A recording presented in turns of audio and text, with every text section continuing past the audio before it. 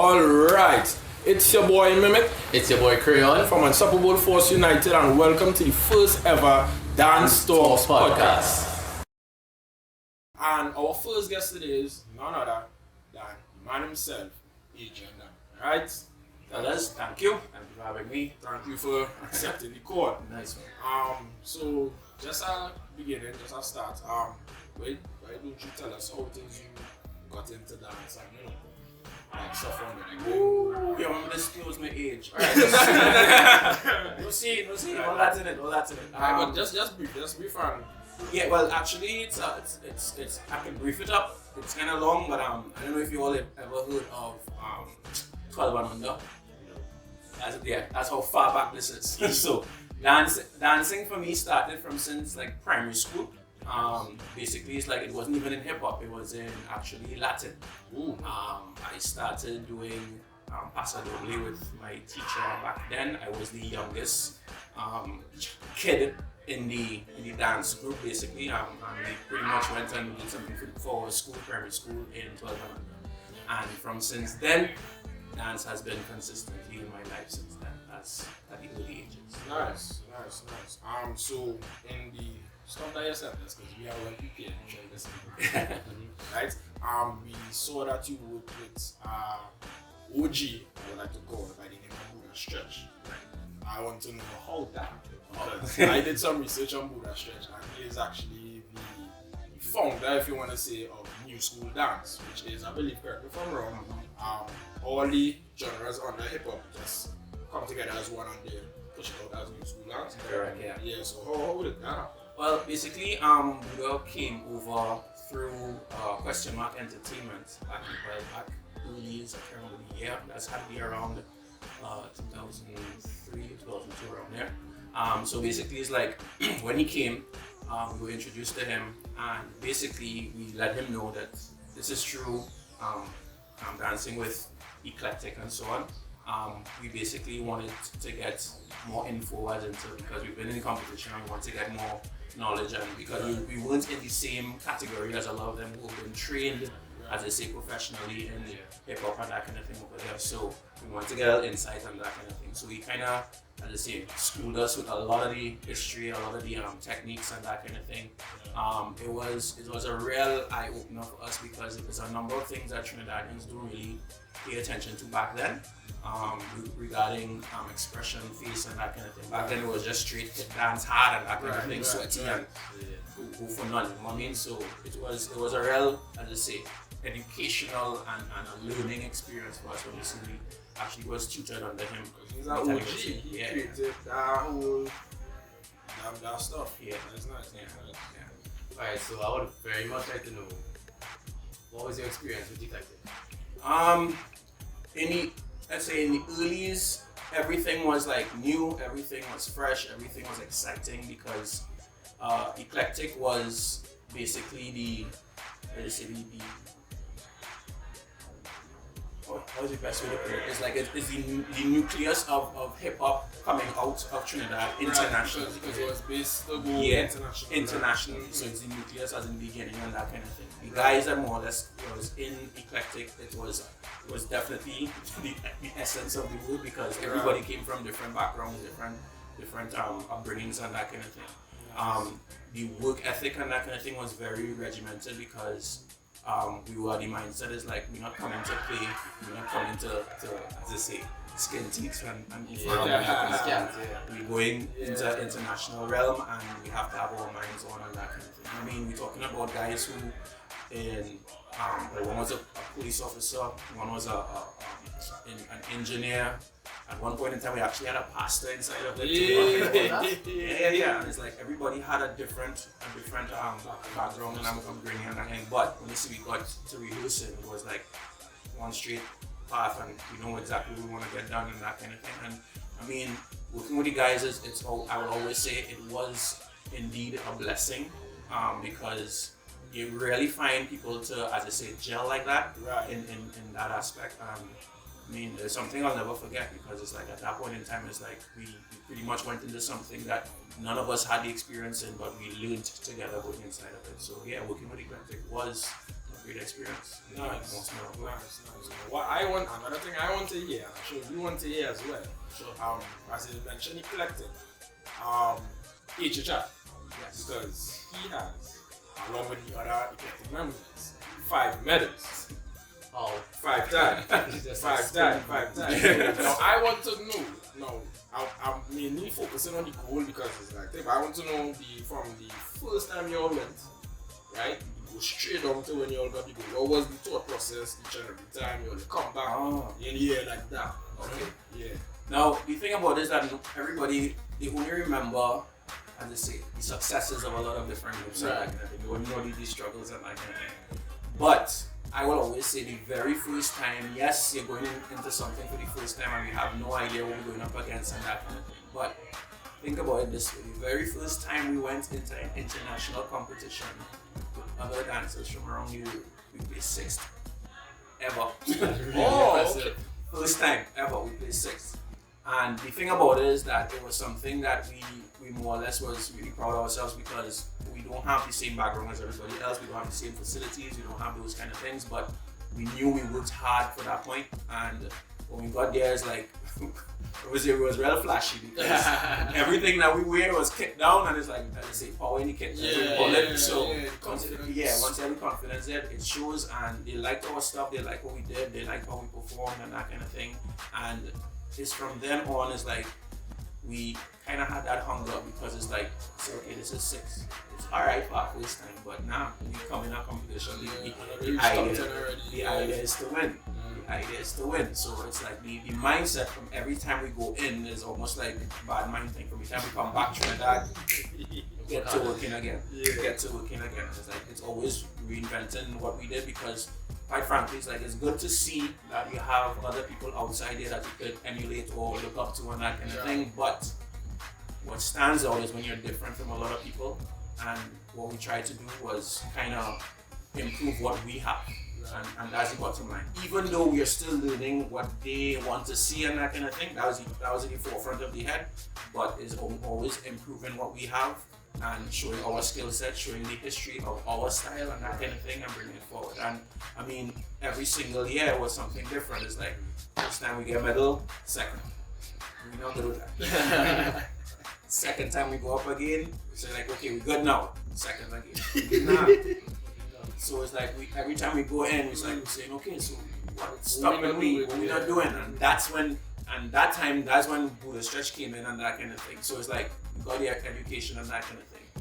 When Buddha Stretch came in and it's like, okay, we kind of understand, we know what we had to do, and then boom, third. And this is with help. And that's when you realize every single time the competition was getting harder and harder and harder, and it's like when we started to drop now, it's like I said, Dread, this is not cool. This is not cool. And it's like we sit down, we analyze, we watch everybody else, we watch people who came ahead of us and that kind of thing. It's like just the mindset is like, guess what? Let me go back to the drawing board and do what we are accustomed to. Keyword, mash up. Right. That's it. Just mash up. And from that, we took everything that we learned, everything that we saw, everything that we know that more or less gives people that edge, and we put our style on top of it. Make sure that it stands out, make sure it's entertaining, and that's a key thing, entertaining, because it's like, no matter what, you could have the best, cleanest routine. If it's not reading to your audience and that kind of thing, no matter what. And even a judge watching it and that kind of thing, they can say what they want in regards to watching. If it is not moving you, if it is you're not feeling it and the crowd not reacting, a judge will not pay attention. It's the same thing. It's the same thing. I mean, this is me speaking, and I understand how that is because of all the training and stuff being inside of it. And since then, when we did what we had to do, that's when we placed first and that kind of thing. So that's all it paid off in that aspect. It was a great feeling. I mean, you can't not enjoy placing first because How it feel? no, but that's the thing, is like, you couldn't. Every time everybody had the medal, from the time you get it in your hand, you have to stop staring at it. And men was in tears. First time I ever see that. Yeah, so that's a slight personal question. Do you have like a case with us? I don't feel that. Case wall. Yeah, for sure. It's everything is there. It's like it's all the hard work for years and that kind of thing. I mean, people have been asking over and over. It's like, At that point in time, there was no prize money in that time. Oh, There was no prize money in that. so It's just like, the rank and the it's medal. the rank of the medal and that kind of thing, and it's like that's all it was for that because it was initially a new thing coming out. It started to become the Olympics of hip hop dancing because of the amount of countries that have been in it. And after that, when you see it built, we realized that okay, this is going to be going far and that kind of thing. And so said, so done. Afterwards, they started to put money in it and they got sponsors and that kind of thing. And that's how this thing works. You know what I mean? So yeah, that's what went down. That's a follow-up question. Like, you know, you said like you came 60 for this time, and it was a hard thing to eventually use the goal. What exactly kept you motivated? It's a number of things. I mean, initially it's like we had, let's say, guys who are driven by success. That's basically they love competing, competitions and that kind of thing. At the time it was like Hamid, Gavin was more or less the head. He's the one who more or less had like the vision, ideas and that kind of thing with regards to outfits and concepts and that kind of thing. And then everybody come together with their ideas, we kind of mesh it all together and make it make sense. So yeah, it's like everybody had that input, that push because, as I say, it's something everybody loves doing.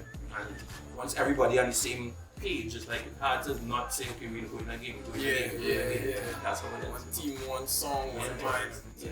Alright, one thing we did with the South in the beginning was, you know, somebody, besides the gold medals, you also L. On a mistaken position. On a mistaken position, so you could have this position in L. Oh, in L, okay. So presently, I'm one of the shareholders of L. I'm also the head of the department, basically. And also the chairman of HHU Trinidad and Tobago, Hip Hop Unite Trinidad and Tobago. Yeah, that came, as I say, you know, a big surprise, and it's true.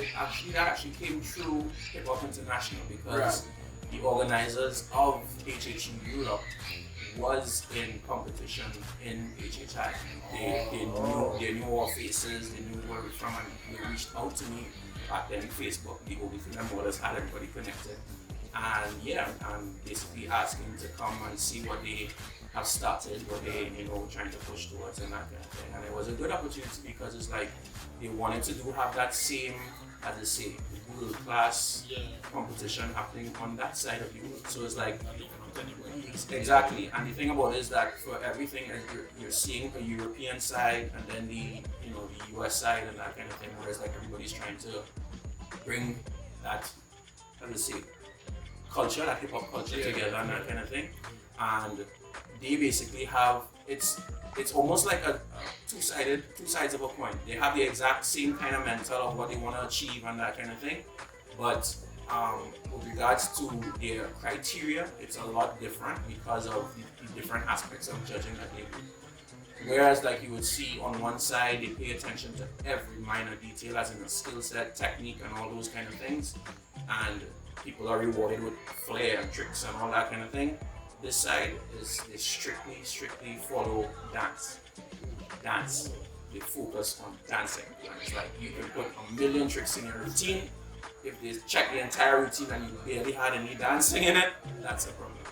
And I mean, like I said, every competition or organization would have that. You just have to look up the rules and regulations and you will understand how to prepare yourself for a competition and what to go and look forward to. This is gems being dropped, and this is one of the purposes for the podcast, to spread knowledge from different guests, different dancers' perspective. Alright. Another thing, in L, we know you do the teen class, I guess in the kids class. Right. How is it the experience working with children? Ooh, children, it's children hard. It's hard. I mean, love the kids. No, you gotta love them because it's like when you see you find a child who's genuinely love to do movement and that kind of thing, you feel just like, I can do this. Right. And you watch them, it's like you see where the joy is, and it's like you have as a teacher have to make sure and nurture that and keep that in them because it's like that is a genuine thing there. As in like watching a child say that they love to dance and coming and showing you what they do and that's genuine. And especially if a child tells you they like what you do and that's genuine. That's no fake thing because it's like they don't know how to fake something that they like basically, right? So and I pride myself with regards to when you see a parent brings a child to, for you to teach them dance, for any teacher, that is something that you had to take pride in because they could have taken that child to anybody. True.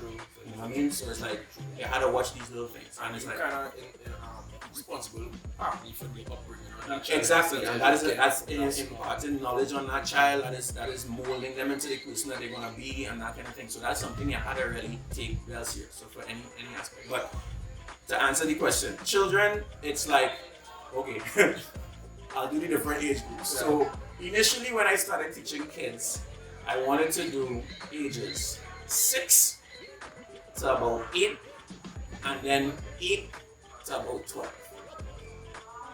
Because of the influx of interest that hell got, they started to sneak in 4-year-olds in my class. 4-year-olds. Now, it's all well and good. It's like this. Yeah, you just do a little thing when you're home, and that's cute. It's cute. That's the best way to explain that. It's cute. But the thing about it is that they're still in that play mentality. Yeah. They're not in the stand up and learn this mentality and work, So it's like, it was hard because it's something that you had to be able to have that patience for, because imagine you going hard, sweating, and then you see some 2 little boys rolling on the ground and thing, and it's like, you had to, it's if it is you have that patience, you can get frustrated, but then again, they're cute, right? So, and that's what it is. Teens now is a different mentality, because it's like, you will have the brave ones, and then you would have the ones who are self-conscious. There's a lot of different emotions you're dealing with teens, right? And it's always that they don't want to look bad. Always. True. They don't want to look bad, and that's just what it is. But the thing about it is that I always tell them is like, listen, I get it. You want to impress, but you don't want to look stupid and that kind of thing. Always remember, you cannot go to say you're going to a class knowing everything. Then you're not in a class. That's the facts. You go to a class to learn stuff. That's the point of it. So if it is you go into a class and you already know it, then what's the point of you being there? You know what I mean? So to me, that's a common sense thing. It's like, it's not like much to figure that out. It's just like, going to a class is to learn something. You have to not be good to get good. True. That's basically it. You had to start from that ground zero. It's like, yes, you could understand movement, yes, you understand how to do certain things, but in teaching technique and teaching all these things, you have to not know it to then learn it. You know what I mean? So that's basically it. But yeah, it's I would always say teaching is not for everybody, because if you don't have that patience, trust me, you're gonna want to kill yourself. But the rewards of it is like, it's bar none, because it's like, you would see where you impart that knowledge onto people and that kind of thing, and the joy of seeing them from the stage they started to the stage that they're at afterwards. It's like, yeah, we can't put a price on that. That's it. So you really love teaching, you know? Exactly. You had a question, Well, yes, the question about hip hop, right? You've been in hip hop for a while, so and you see Lee man song. No, that's fine. Hey, no. I understand. Go ahead. But I mean, like, how do you feel hip hop has changed from when you started as opposed to now? Because I mean, you're very active now still, and you were very active then, so you will have seen the Transition. Yeah, that's a real good question. Yeah. Now the thing about it is, like with any style of dance, because dance evolves all the time. But the thing is like, foundation is something that you cannot change. With regards to hip hop has elements in it that more or less will always be there. But the thing about it is that hip hop is also what you call a street style, and street styles have the capacity to, as I say, evolve or morph into something different. Because anyway you take it, like take for example the simple thing as a moonwalk. The moonwalk was called the backslide first, before it was called the moonwalk. Knowledge. Knowledge. Knowledge. And the thing about it is that it's like, from the time somebody takes something from them, learns it, masters it, and then changes it, it then becomes something else. It's the same thing with regards to Lockin, Don Campbell, who basically passed away and that kind of thing. He was doing a specific style of hip hop, and he wasn't doing it right. And the way he was doing it ended up into something else, which then came to Lockin and that kind of thing. So he was doing something else before, and then it emerged into this style of dance. He basically told us that when we went in the competition, and he wasn't he was doing dances and stuff, and he was looking weird and funny and that kind of thing. And he said, well, I made it my thing. And it's like, he then created a style. Now, with regards to everything else, hip hop, it has changed. Because of the, because of the different people that more or less comes or end up liking hip hop. It's like you can't say that it has to stay this way, because in the true essence of hip hop is a community thing that you come together and watch to see, okay, show me what you have from your community, and I'll show you what I have from my community. Right. And this is what more or less happens. And it's like the idea of a burnout and that kind of thing it's all based on how you feel, what you're expressing at that point in time. And the end result is, hey, you can be going on somebody and they'll enjoy seeing what you're doing with a specific style of hip hop that they were doing all the time, but they didn't do like how you do it. That's battling you talking about. Yeah, and that's basically what it is. So it's like with regards to the changes of hip hop, yes, there has been changes. I would never say change for the bad, because it means that the vocabulary of hip hop has not expanded. Right. The thing about it is that for anybody who's getting into hip hop, and they will always say this, it's for anything else. Know your foundation and big up yourself. Know your foundation, big up yourself. That's basically what it is. And that's what as I say, the OGs or the old school fellas inside of it does want people to try to understand, because it's the same thing in regards to ballet and that kind of thing. You can't play guns in ballet and don't do the exercises that they're supposed to start doing. You know what I mean? So it's for every style of dance. They always have their foundation, their fundamentals, and then you can express yourself however you feel afterwards once you've learned the basics and so on. So that's basically it. I mean, I would always say hip hop to me is the most welcoming genre of dance, because you can put anything in hip hop. Anything. It's like it's limitless. You could put anything in hip hop. That's the thing, and I think that's why it's like for a lot of people they tend to gravitate to that, because I think, for example, you're looking at things like Afro and stuff like right now. You think you'll want to see if you can actually go into a ballet class and do Afro in it presently. If you go into a class, I would think so, because it's like they're saying it's a ballet class. So relax yourself, learn your ballet, and then do your thing afterwards. And that's what I'm saying. It's like hip hop is very welcoming to a lot of different styles, because you could do a pirouette and then drop split and then start back. That's how hip hop is, and it works. And that's basically it. So that's the reason why a lot of people, especially myself, love and enjoy hip hop, because of the welcoming factor. Alright, nice. A lot of knowledge being dropped here. One last question. I don't have any other questions to ask, but one last question.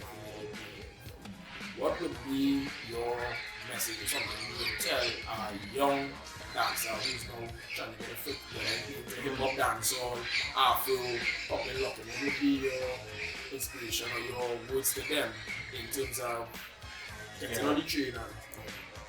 But the thing about it with regards to individuals in dance period, I mean, know what you want to do first, because a lot of times people want to jump in because a partner said come true, or just to check it out. And that's all well and good. If you have that curiosity, just come and see and just experience it, that's fine. But talking about a career in dance, understand it, know the struggles in it, because there are struggles in it, you have to understand that, and decide, are you willing to take that risk, that sacrifice, that extra in that field, because it is extra. No, hands down with it, no extra. Because the fact of the matter is that with regards to dance is not like as I say, the career that most parents would want their child to go in, and that's basically it. And but the thing is that if it's something in you and you can't shake it off, it's like you have to be able to, one, willing to balance it, or to go ham straight into it. That's basically it. And in doing that, understand from where I started and that kind of thing. You all have a world of ways of getting information now. Hands down. Back when we started, we could not get the information that people have that can get now. I mean, it was pressure, because it's like, and the thing about it, and that's the next thing with regards to the whole competing and that kind of thing. In Trinidad, because we weren't like that, people didn't see what we were doing. we saw what everybody else was doing. So it's like we understood where they were coming or what they was coming with and that kind of thing. So it had that little edge, but at the same time, that's kind of give us advantage. yeah, but at the same time, you still need to understand the fundamentals, the basics, and that kind of thing to be able to execute and so on. It's stuff like that we needed more, as I say, nurturing it. And that's for anybody who's now getting into dancing, because you're gonna feel awkward. You're gonna feel like you don't have what it takes to go through this whole thing and that whole process and that kind of thing. But the thing about it is that you are your own obstacle. Remember that. Yeah, you are your own obstacle, because no matter what, take for example, for a lot of people who's been doing a floss. Think of the floss and how popular it got, and who was brave enough to actually go on a camera and film themselves doing this thing. That's the biggest push. You had to have some kind of different kind of mentality to want to do that. That's basically it, right? So, with regards to dancing and pushing yourself into it, I mean, I would always tell anybody, you want to dance and you have that passion behind it, yeah, I would always encourage that. But the thing about it is that know that it's not an easy journey. Know that it's hard work, and even if you have this God-given talent or this God-given gift that more or less you can do things miraculously that everybody else had to work hard to do and achieve, you still have to put in work based on the fact that you have this gift and you can expand it even more, because it's like, it's not just having this and hey, I could chill back and that. No, if you could actually morph that into something even bigger, even greater, and that is your, as I say, your stamp or your imprint for the future people coming behind you. You understand? So it's like, it's a number of things with regards to dance entirely. It's like, I would always say, know what you want to do with it, because it's all well and good to have influencers and people who you look up to and that kind of thing. But the end of the day is like, when you see you get into it, you had to be you. You had to show you. That's the only way it stands out. If it is your, like, I mean, you look at the late twins and you want to be the next late twins, and why? I always ask that. Why? It's good that you look at them and you're impressed by them, but why? Why not be you? Why not be something different? True. And that's what and that's what I always say with regards to stuff like that. It's like, make sure you have that passion, make sure you want to stand out, because again, in dance, it's not about being a closet dancer. If you want to do dance, it means people gotta look at you. True. That's basically what it is. Yeah, you're not a closet. Otherwise, exactly. And then what's the point?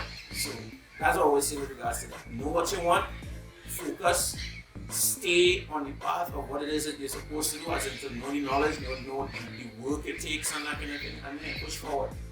You're your only obstacle, honestly. You are your only obstacle. There's some really good ways. I feel like I put on a t-shirt. You are your only obstacle. Yeah, number one. Alright, you have anything else? I think that's good. That is good. Alright, you can talk to you again. That's First podcast. Alright, first of many. Look out for the next one. You are your only obstacle. Alright? Leave it that one. Yeah, we will end with that one. Keep good, keep safe. Remember to have your mask, remember to sanitize. Alright, and see you guys next time.